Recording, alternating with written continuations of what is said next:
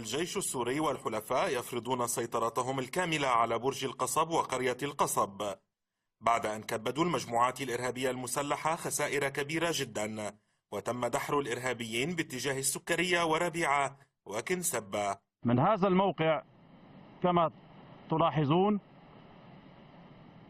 انكشفت لدينا جميع محاور التحرك وخطوط الامداد للمجموعات الإرهابية المسلحة إن كانت قادمة من الأراضي التركية أو فيما بين القرى والبلدات المحيطة في هذا الموقع المتقدم.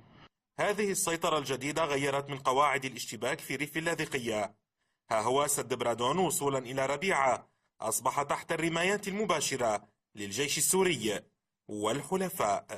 استطاع الجيش العربي السوري من القيام بعملية عسكرية كانت ناجحة وسريعة، استطاع فيها من السيطرة على القصب وبرج القصب التي تعتبر من أهم المناطق استراتيجيا في هذا القطاع من حيث الدخول إلى كامل العمق المسلح.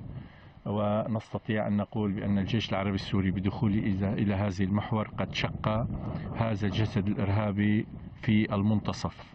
التقدم في جبهة ريف اللاذقية الشمالي لم يتوقف، وعمليات تقطيع أوصال المجموعات الإرهابية المسلحة تتم وبسرعة كبيرة من ريف اللاذقية وصولا إلى أرياف حما وإدلب.